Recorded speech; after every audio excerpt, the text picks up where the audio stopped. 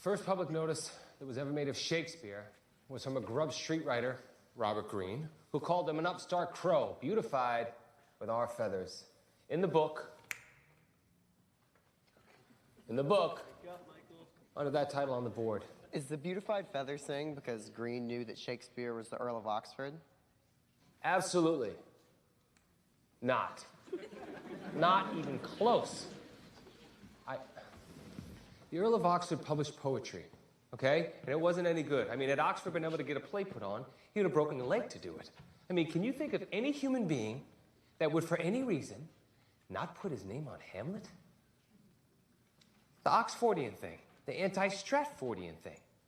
What pisses people off about Shakespeare, what lies behind every controversy about Shakespeare, is rage. Rage over the nature and unequal distribution of talent. Rage that genius appears where it appears, for no material reason at all. Desiring a thing cannot make you have it. Now, the trouble with writing, if I may bring it up here in the English department, is we all do a little of it from time to time. Writing. And some of us start to think delusionally, maybe with a little time, a little peace, a little money in the bank, and you get that room of your own, you think, well, shit, I might be a writer too. I mean, we accept genius in sports as something we cannot do, but it's no more likely that you could be a writer, that you could be, what, an Olympic pole vaulter?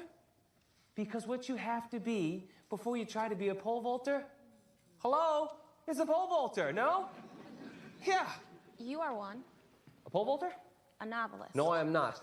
For me to be a novelist, I would have to make a deal with myself that it was okay being a mediocrity in a profession that died commercially in the last century. All right, people do that. I am not one of them. If you take away nothing else from my class, from this experience, let it be this. If you're not a genius, don't bother. All right? The world needs plenty of electricians, and a lot of them are happy. I'll be fucked if I'll be a mid-list novelist getting good reviews from the people I give good reviews to. Let's have a look at Dexter. Dexter! An ordinary-looking young man with a what? Size 40 jacket, regular features, and decent dentition, is a second-ranked collegiate tennis player in the United States of America. How'd that come about, Dexter? You come from a tennis family? I started playing 5 years ago in high school because the tennis guys have the best weed. After you started tennis, how long was it before you were better than everybody? Before I was better than everybody or before I knew it? What happened when you noticed you were naturally better than everybody? I got interested in the game. That is an IQ breakpoint, brother. Right there. Do you remember Machiavelli? That would have been in September. I can remember September. All right. Is it the game, brother? Or the money? Huh? Where to a fama? Fame or virtue? What are you after? Don't go modest on me. What do you want? Both. You got ambitious, yeah? I realized, as I learned about the game, that I was in reach of... In reach of? In reach of... Highest level? Highest level, yeah. Highest level. But it's still a gamble, isn't it? Look, I'm a literature teacher. I can't write well enough to bother, or I just don't bother. Whichever. Whichever it is, there'll be no apotheosis around here. There'll be no I puto Deus feel around here. That's what the Emperor Vespasian said on his deathbed. Dear me, I think I'm becoming a god. But do you know who does write at the highest level? When most of us, and even I, write barely adequately. Do you know who it is? In this room. Who is it?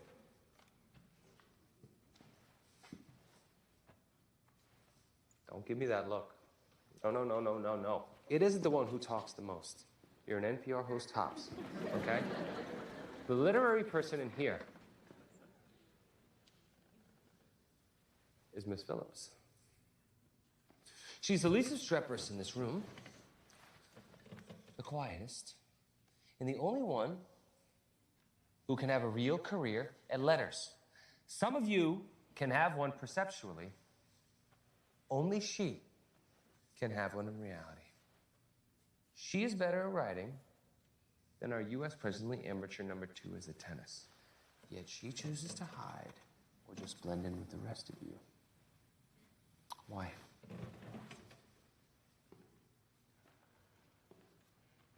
Why is that, Miss Phillips?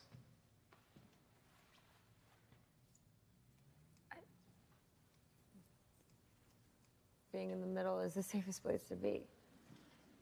Where do you come from? Ohio? Ohio. Parents as geniuses by any chance? Filthy rich? No. Well, your dad wasn't the Earl of Oxford, was he? No. No?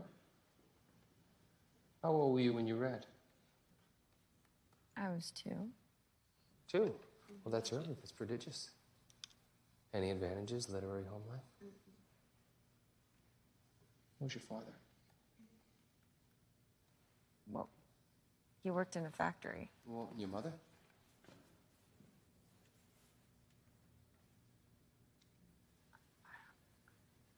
What?